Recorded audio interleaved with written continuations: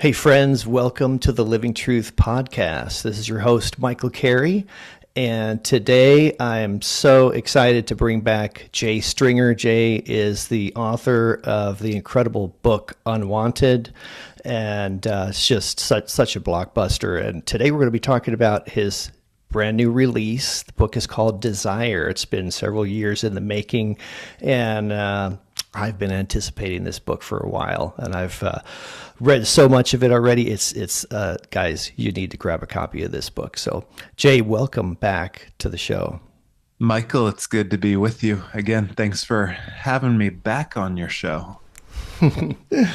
Awesome. So, we're just going to dive in, and I love to hear the backstory of the book, and just briefly, talk a little bit about you saw the need to write this and the five core desires, and what did that look like before Mm. you started the process? Yeah, so one of the things that I began to discover after writing Unwanted is that I really felt like it had struck a nerve with people. Not just because like it was moving copies, but far more, we were getting emails from people really all over the world that were essentially asking me to interpret their fantasies and their porn searches. And again, such a vulnerable thing to be able to write in and to get some, desire for insight. But I think what that process taught me is like people were just so hungry to understand why they were doing what they were doing. And I think part of what we're stuck in as a culture is we have two different paradigms as it relates to desire. Like one is like fear desire, and then the other one is like follow it. So the fear camp is like, you better watch out. It might turn you into someone that's selfish or entitled, or God forbid, you might do something sexual. And then there's more of the cultural component of just kind of follow your desires. What do you want to do with your one wild and precious life that you've been given? And just recognizing that like no one is really teaching us how to understand our relationship to desire. No one is really teaching us how to form these desires. So in my estimation, the issue is never too much desire, even though it gets labeled as that. The issue is far too little formation. And so coming after Unwanted, I saw all this curiosity for why people were doing what they did, and it sparked something in them to approach an area of shame with a lot of curiosity, a lot of questions.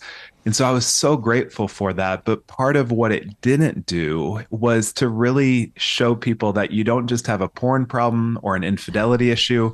You've got a lot more going on. So just because you get some insight into your trauma history or some of the backstory of what's informing it or the meaning of your behaviors, you still have to deal with your marriage. You still have to deal with the betrayal that you've created. You still have to deal with like why your life has so little meaning and purpose. And so part of what I wanted to do with this book was not to just be insightful with the research, but to really give people a roadmap of being able to say, if you want to turn into the best version of yourself, if you want to develop a full sense of self, if you want to have a really good marriage, if you want to restore your relationship to sex, if you want to do really good trauma, inner child healing work, this is what you have to do. So, part of what we started seeing in the research and part of what I started recognizing in my clients is that they really needed a holistic approach to being human. And so that's where I kind of landed on the five core desires for this book. Mm-hmm. And just recognizing that these five core desires are not a la carte menu options that you get to pick or choose from. You have to learn how to desire all five of them. And certainly there's going to be different seasons of your life to really prioritize one over the other.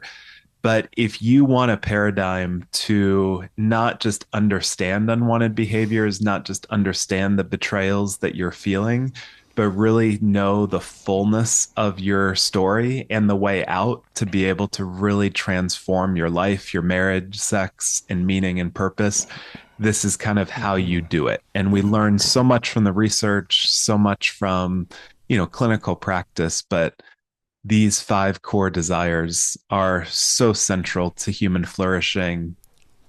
Mm-hmm. Wow, that's awesome. Yeah, I was just thinking, just while you were talking, the human being is extremely complex, but yet we're all the same too. And so these five desires really, I mean, when we think about humanity, you're basically you're mapping out what every human being experiences in life. And Hmm. sounded like what you said, and I know you mentioned this, I think it might be in the introduction of Desire in the book, talking about the different modes of therapy and stuff. And so this book is going to complement your any psychotherapy or coaching or the whole of addiction recovery. It's going to complement all of that, every mode of therapy for sure, isn't it? Yeah, so those five core desires, if people are wondering, are one is a desire for wholeness, which is all about understanding your story, your adverse childhood experiences, the difficulties that have plagued your life, a concept that I'm working through called a provisional self, which I think is so important. The second core desire is for personal growth, and this is about developing an uncommon level of hospitality towards the difficulties and antagonists that you find yourself within, and then growing a sense of self and differentiating through them. The third is a desire for intimacy, which is about how do we know and be known by other people. And a lot of us come from, communities and families where we really didn't know how to know a person. And so these are the skills, the essential conversations that people need to have in order to develop intimacy. The fourth core desire is a desire for pleasure. And so this is, in some ways, erotic energy is always in contrast to thanatos, which is death energy. So pleasure is so much larger than just sex and sexuality. It's a sense of like all the vitality, the pleasure that we find and experience in life, and really, knowing how to work with some of the vulnerabilities of sex, recognizing what it's revealing to us, how it's provoking us to radical changes, and then eventually to get to the place where sex can actually be a profound source of healing. We give you a roadmap to do that. And then the fifth core desire is a desire for meaning. And so essentially, what do you want to do with your life? If you have a sense of who you are, you have really good relationships and intimacy, then like what is the sense of where you want to go with this life? So to me, like this is part of the dilemma for Christianity is that on one level, we are supposed to seek first the kingdom of God. But the way that Michael, you seek out the kingdom of God versus the way that I, Jay, versus the way that my friend Brian seeks out the kingdom of God is going to be radically different based on our story. And so I'm all for desiring the kingdom, but I think we also have to kind of say, what are the talents? What are the desires that the God of the universe has put in our hearts? And are we burying those or are we developing those? And I think part of what happens in Christianity is that we have all these desires, all this goodness inside of us that gets buried because we don't want to be selfish. Or when desire does come out, where does it come out? In secrecy. And then all of a sudden we think desire is the issue rather than like, no, the secrecy or the lack of formation is the issue. So, this book, I want to liberate people's sense of like desire is one of the most stunning, most glorious things that you could ever receive and develop and release to the world. But I think it has to be formed. And that's what I think the church has completely abdicated is a model of discipleship around desire that like any realm of our life, we need discipleship, which is synonymous with teaching and instruction. And I don't know Yeah. about you, but I have not been in many settings in culture or in the church where it's like, we're going to teach you how to form desire because it's such a stunning powerhouse of a concept and an idea and a force to work with. Mm. Oh, that's so beautiful. So I could picture guys like sitting around going through Desire as a discipleship model and going through. I think there's going to be a workbook as well. This is such an incredible posture for sure. Um, and yeah, so this is really about becoming who God intends you to be. Is I mean, if you summarized it in one sentence, it sounds like that's kind of what you wrote. Yeah, we've got all of this debris and all of these good questions swirling around inside of us, and we don't know what to do with it all. So, like, some clients of mine were coming in and they'd say, like, I read The Body Keeps the Score, Bessel van der Kolk's landmark book on trauma. It's like, okay, I've got all this trauma history, and that's why I haven't been able to grow.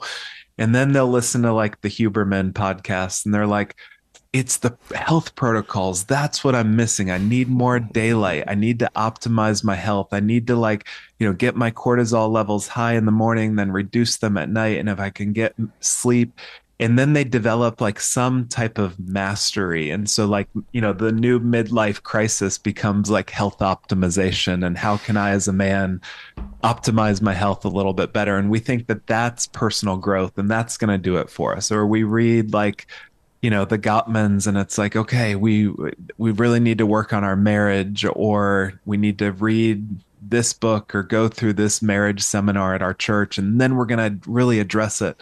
Or it's like, okay, we've come out of purity culture, and if we just address purity culture and like read Come As You Are or some other books that are out there that really are helpful and good, that's going to do it for our sex life. Or we're like, we're going to read this book on mission and purpose, and we're going to be, Joan of Arc's in our field.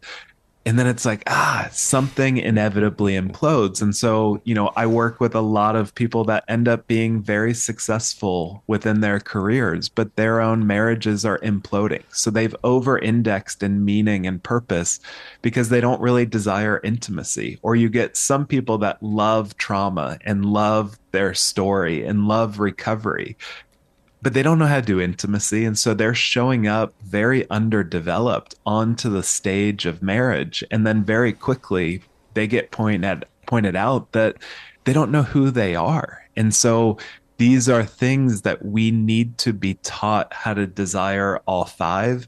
And I can assure you that one of these areas is going to be problematic in your life right now. And that's a good sign of what to pay attention to, that there is an albatross flying over you, and you're like, I don't want to deal with this thing. I don't want to see this thing. And that's the thing that it is trying to invite you to kind of address something. And so I think, there's something about the soul that's not above catastrophe. It's not above shouting at you. It's not above some level of difficulty to try and wake you up to a different way of being in the world. And sometimes that's a, betrayal trauma. Sometimes that's a porn problem, but more likely than not, it's just this sense of kind of deadness of what am I doing with my life? Who am I? Where am I going? How's my relationships? I feel lonely. I feel like I don't have many friends. What am I really doing on this earth? Those are the questions that are trying to shake us up. Excellent. Yeah, in the book I was reading, it's you mentioned something along the line of we're maybe underdeveloped in one or two or three areas. And Jay, I got to tell you, when I started working on myself and discovered that I had a problematic sexual behavior, sexual addiction, and this was 2009. When I really started working on myself, I would say I was deficient in every one of these five areas. Like you said, you probably have one or two. No, maybe it was all of them for me. But they are all interrelated, is what you talk about in the book, right? Yeah. Can you dive into that a little bit? Yeah, for sure. So, one of the ideas that I'm working through in the first part of the book is this notion of a provisional self. And so, all of us have a provisional self, which just means a temporary self. It's not our real self, it's not the authentic self, but it's the self that we needed to develop in order to survive our world. So, all of us form different personas, which means, stage mask in the Greek. So, it's that sense of like, what was the persona that you needed to develop in order to survive? And I'm not attacking that stage mask. All stage masks are Hmm. remarkable in terms of what the detail that goes into forming a provisional self, the strategy, the stage time that it takes. Hmm. So for Yeah. me personally, I grew up as a middle child too. My dad was a pastor, and part of what I watched growing up is my older sister was, she was a little bit of the hell raiser. She was the one that kind of disrupted what my family's idols were. She exposed them. She was kind of the classic rebellious pastoral daughter and, just created havoc at different points of her life from my Wow. family. My older brother, I would say, went much more the route of kind of philosophical challenge rebellion. He was reading Nietzsche at 16, critiquing my dad's sermons, saying things about our family system that were like, oh my gosh, did he really just say that? In this like, on one hand, he's completely right. And my God, he just said something that so he was much more of the prophet saying things that needed to be said that nobody was happy with. But then I became something of the priest in my family. Like I'm gonna remember people's stories. I'm gonna see their face. I have a sixth sense for the difficulties, the pain that my dad is in, that my mom is in, that my siblings are in.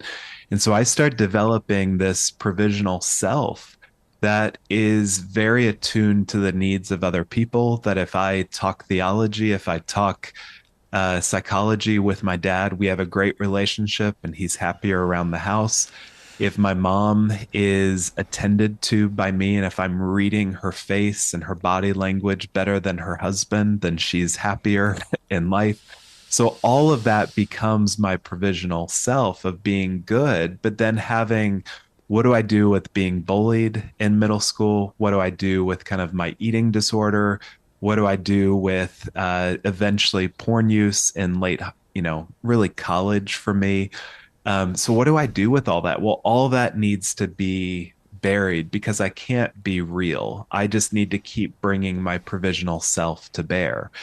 But one of the things that this guy named Bill Plotkin says is that usually between the ages of mid 20s to mid 50s, the soul will initiate a crisis. It could be gambling, could be an unwanted behavior, could be a marriage crisis, betrayal, but it's something that cracks open the provisional self, that cracks open this is the way I've existed.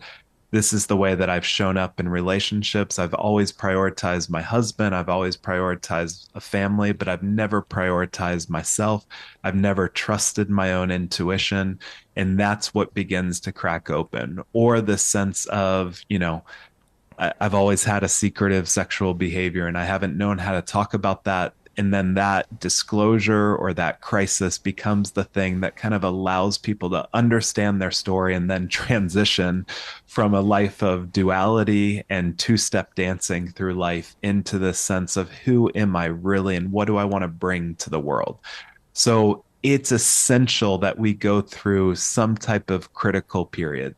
I hate that it has to be a crisis for many of us, but it just is. Like I've worked with so Yeah. many ministry leaders and pastors through the years where they have been wanting to be out of ministry for 5 years, 10 years, 20 years. I was Wow. working with a pastor a couple weeks ago. He had been wanting to leave ministry for 8 years and didn't have, he had an affair outside of his church, affairs within the church. I would label them more as an abuse of power than an affair, but he had an affair outside of his Mm. church. And for him, that was part of what we began to work through is yes, he had compulsive behavior, but the meaning of why he did it was a permission slip out of marriage. It was a permission slip out of ministry. It was a permission slip out of marriage.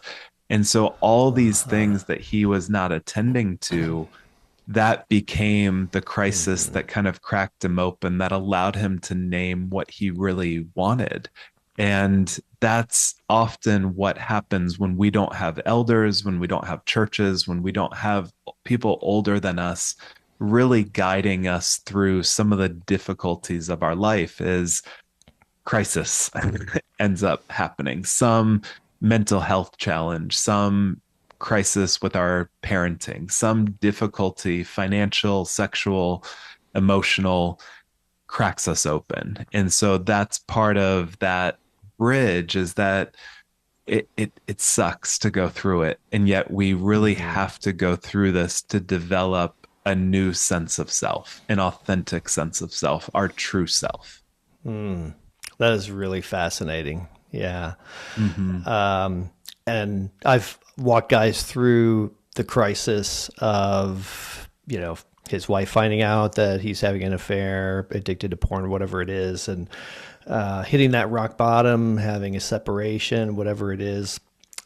Years down the road, so many couples say that it was the worst thing and the best thing at the same time, just like what you're describing. It's a crisis. I wish that there was a different way, Yeah.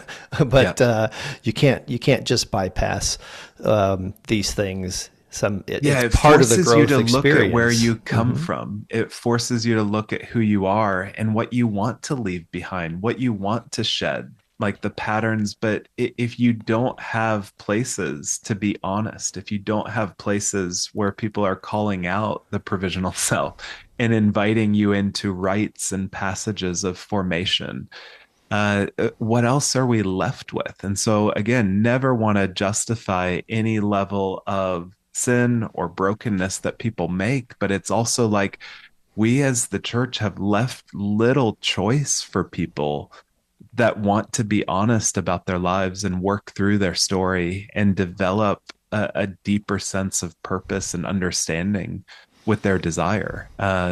So, more can be done than we are currently doing. Yeah, absolutely. So when I look at the five core longings, you call them the five desires, if you will. Intimacy is most of us think of sex. I know I did. When I heard the word intimacy, I immediately translated sex, right? I didn't really even know what that meant when I came Hmm. into getting counseling and stuff like that. And it's interesting. I love how you separated that, where sex is in the pleasure desire in that core Hmm. longing instead. And so they're in two separate categories and separate chapters in your book. Yeah, I'd love to hear just Okay. how those two might play on each other, and if you could dive Yeah, into that a little great. bit. So the image that I would want people to have as they think about intimacy, as they think about personhood, as they think about sex would be that of a symphony. That one of the reasons why a symphony is so compelling is that you have these instruments that are fully developed. You have these musicians that have, put in their 10,000 hours to be the best at what they do. So when you go to, the symphony in Indianapolis and New York City, like you want those people to be the best in the city. You don't want them showing up with like a couple broken strings and being like, I'm just broken and hopefully we can, just when I'm weak, God will be strong. You want them to enjoy the vessel, the instrument that they've been given, and to show up. And again, the point of a symphony is not like, wow, that's a great violinist, or that's a great percussion team, or wow, the woodwinds are great. It's a sense of like when they all come together to create music, there's melody, there's harmony, there's beauty, and tension within all of that. So part of what I think is happening, especially in Christianity, evangelicalism, is that we have invited people to care about the kingdom of God. We've invited them to care about marital intimacy and to want unity with their spouse. But what we have not done is actually taught them how to develop a sense of self, to like who they are, to enjoy who they are, to be able to define this is the heart that the God of the universe has given me. And I'm not going to bury my talents. I'm actually going to develop them so that when the master comes back, I have something to show for myself. And so, oftentimes, what happens in marriage is Marriage is this crucible. It is a stage that will reveal where you and your partner are wildly underdeveloped. And so, a lot of times, people look at the brokenness, the difficulties of their marriage, and they think, my marriage is broken. And part of what I would say in response is maybe, but could it not also be that your marriage is working very well to reveal to both of you the precise things that need to be developed and outgrown in each of you Right. to be able to actually develop a really good marriage? So, the movement of the book is you have to differentiate, you have to develop a sense of self. For intimacy to emerge, there has to be two real people coming together. So think about the greatest intimacy that has ever been known or ever will be known, which is the Trinity. It's Father, Son, Spirit, three distinct persons that all come together, and theology would call it the perichoresis, the divine dance of the triune God, all of them supporting one another. Matisse has a great painting called La Dance that you should look up to see it, but it's three Uh-huh. distinct persons coming together for the flourishing of the world, for the glory of one another, serving one another, edifying one another. Like, that's what intimacy requires, is a distinct person. And so that's what I feel like is the greatest challenge in marriage these days. The greatest challenge in the church is that people are not, they don't know who they are. They don't like who they are. And then they come into marriage with a laundry list of needs and they say, hey, I've got trauma history. I've got brokenness. I don't like who I am, but I want you to like me. I don't really want to be with me, but I want you to want to have sex with me. Uh, I need you to validate me. I need you to see me. I need you to want Uh-huh. me. And it's like, what a setup for marital difficulty, where it's like we didn't get married to play out the parent-child relationship. There are some crossover of wanting to be seen, wanting kindness, attachment, like all that's a prerequisite of this. But also, we don't know how to be adults in the context of our marriage. So the movement is to go from differentiation into intimacy and learning how to know another person, knowing the questions, knowing the activities, knowing how to know someone's story and share some of yours, so that when you actually arrive at sex and intimacy, uh, you have so much connection to one another, so much knowledge of one another, because what you're choosing to do with your bodies and nakedness and sexuality is what you have pledged to do with your entire life, which is to know the vulnerability, the nakedness, the desires, the beauty, the stunning nature of your spouse's heart and body. It's not just what you're doing sexually, it's what you're doing with every realm of your life. So, um, long way of saying differentiation, developing personhood is so important, and intimacy can come out of that. I think there's they interanimate each other. I'm not saying you can only differentiate and then join relationships, but I think the point of the marriage stage is that in the context of intimacy, we have to go back and do the work of self development. And then Mhm. also, as we develop a sense of self, that's going to change our relationship. And then our relationship is going to change how we see ourselves. So there's an Yeah. interplay Mhm. between the two of them. But differentiation, I think, is one of the most underappreciated gifts for a marriage. Mhm. Wow. Yes. That is so important. So so many things that came up I wrote down, and I am thinking about the provisional self, and just going back to that for a second. First of all, for the audience, uh, everyone, this, I think it's a human experience. You don't no one is born without this experience. You have, everyone goes through it. But when you said, you talked about not liking ourselves. We don't know who we are and we don't like ourselves. That's sounds like that's actually a good place to be, because who you're not liking is the provisional self, not your real self, right? It's not who you really are. So that's actually healthy in a way, isn't it? Yes, it's healthy because it's trying to get your attention. And that's part of, I think that some of it is a provisional self, but this is part of the beauty of going back to your childhood desires to be able to say, like, what in you was full of life as a kid? Like, who did you want to be like Mike? Did you want to be like Lance Armstrong, Sally Ride? Did you want to go to space? Like, did you love Hmm. riding your bike? Did you love food? Did you love donuts, barbecues? Like, what did you love as a kid? And so this was before the provisional self developed, or maybe right alongside it. But that's what I want people to kind of wake back up to, is that desire is a really, really beautiful thing that's been woven into our life. And so that becomes part of what we need to do, is to float back to a time in life where even if we feel disconnected from ourselves, we don't like who we are, we don't even know what to do with desire. Like, some of us feel like we just need a defibrillator for our sex life or for our relationship to desire in general. And don't start with Right. sex. Go back to a time in life where you may have felt fully connected to your body. Like, it could have been a rope swing on a river.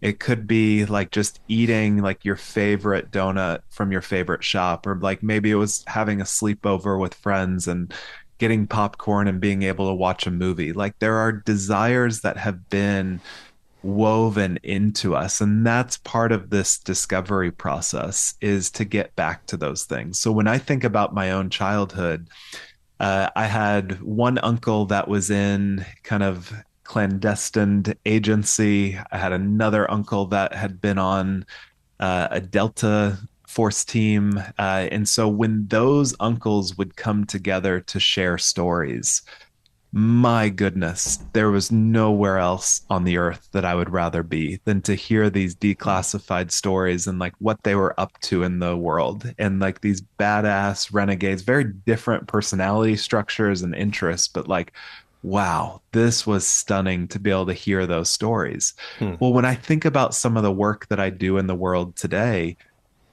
I do a lot of clandestine work for marriages and individuals that that work will never be known. It will never be disclosed. And yet there are times when I get Hmm. to work not just as an individual, but I get to work with other colleagues of mine doing really important, stunning work in the world. But that part of that is that childhood desire to know stories, to be able to hear things that are happening in the world that I'm like, what? That was really happening. You could get this much training and be that good at what you do.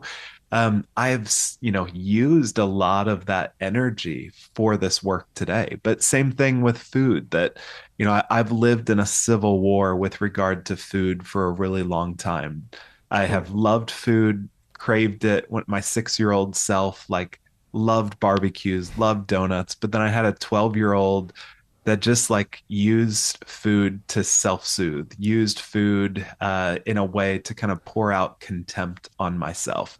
So also have a Hmm. 27-year-old self inside of me that like likes to run and try and do marathons and run it all off and develop mastery over my body. So I have all these competing desires inside of me, and part of the, task of adulthood is not to split them off, but to actually integrate them together. Of where does the 6-year-old and the 12-year-old and the 27-year-old, they need to be led.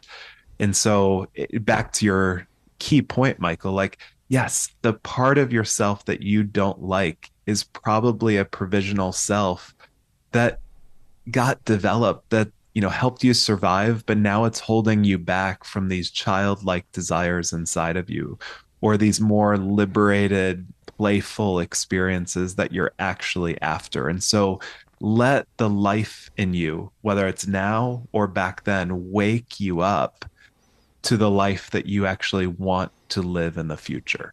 Hmm.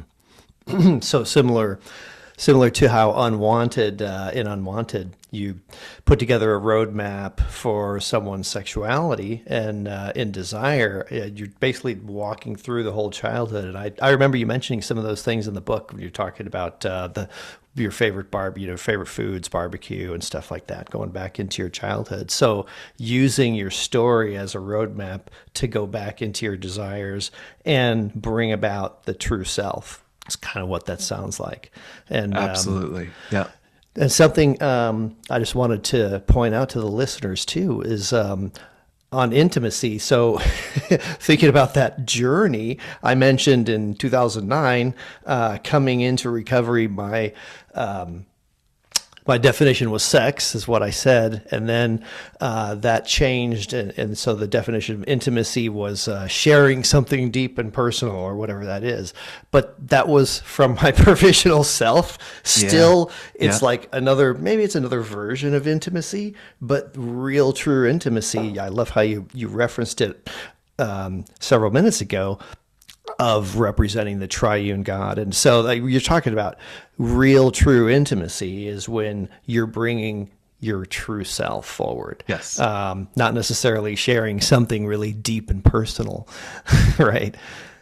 Yeah. That's all part of it, is being vulnerable, knowing the deeply personal aspects of your friends and your spouse, but there's more revelation. But it's also like finding life together and playing together. Like that's, the best part of childhood wasn't like, well, I opened up about this thing with my dad or like this hard thing. It was just like we got to play, we got to go on the slip and slide, we got to go on our bikes, and we found, the woods behind the house or in the neighborhood were the next frontier that we got to discover and cultivate. And many of us are disconnected from those places of play. And so that's, part of the meaning and purpose part of the book is this invitation to play again. And that's what can get Yeah. lost in secrecy. That's what can get lost in recovery. That's what can get lost in trauma and betrayal care, is a sense of how to play.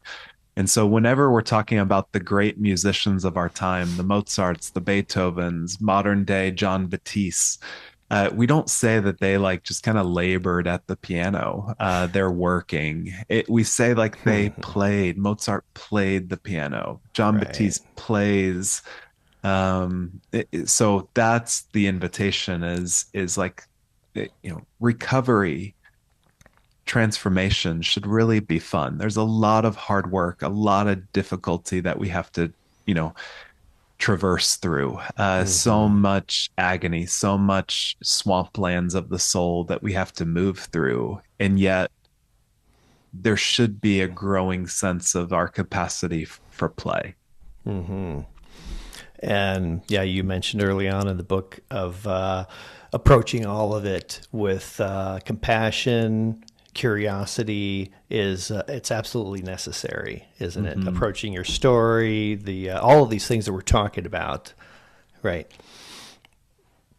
Yeah, there's so much intel in our desires. The problems of our life, the desires of our life, they are like a chip in a computer, a very small thing that holds a lot of data, a lot of revelation for us. And so that becomes part of the task of adulthood, is how do I interrogate my desires, not with like deep suspicion, but with like a healthy interrogation of who's coming up with this. And so we know that, there are trillion-dollar companies that are designed to groom our desires, to shape what we want and open up our wallets. We know that there are things like the porn industry that shapes sexual norms and what we want sexually. And so, we can't just say trust the heart. We can't just say go along with it. We need some interrogation with regard to where all those desires came from. So we need to be curious. But I think within that, whenever we approach a problem, we have to be curious as well. We have to be kind. And that, the voice of God throughout the Old Testament is not full of accusation and judgment. It's much more of a sense of like, Adam, where are you? Hagar, where do you come from? Where are you going? Jacob, what is your name? Like, that's how we know that we're hearing the voice of God, is that it's full of inquiry of, why do you think you're here? where do you want your life to go from here? Right. Well, Jay, just in closing, can you tell us a little bit about some resources? I think there's an online quiz that people can take. What would be the next steps you'd recommend for our listeners? Yeah, so if you go to my website, jay-stringer.com, there's a dash there because I always say like there's a British crime fiction novelist that was the first to all the Instagram handles and websites. So jay-stringer.com, and that will be the hub of like assessments, resources, books, training programs. I do a lot of intensives for individuals and couples.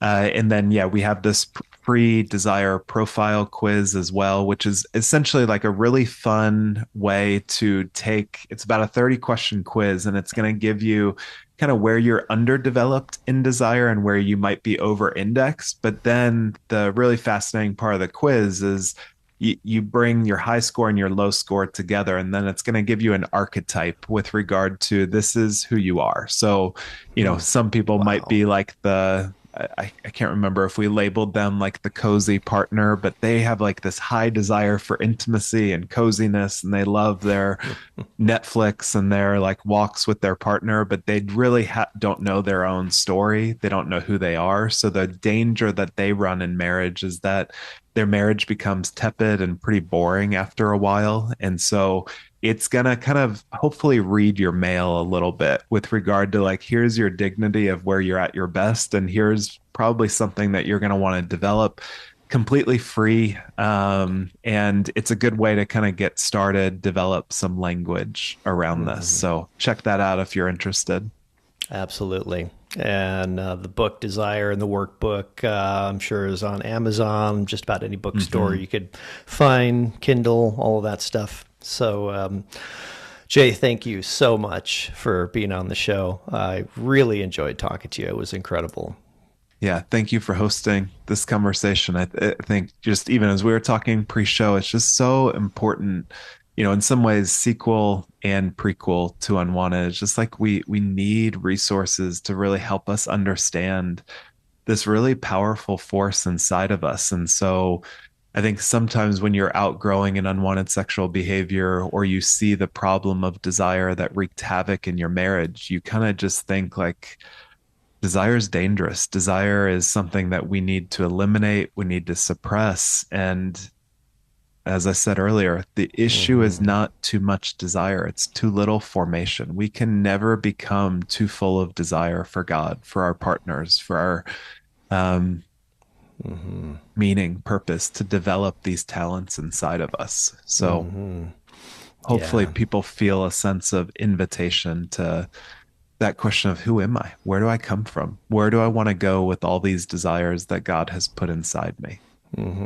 And now people have the resource. And guys, you could just hear, and those that are watching the video on YouTube, just see Jay's passion for this and what he put into this book. So grab a copy and dive in, guys.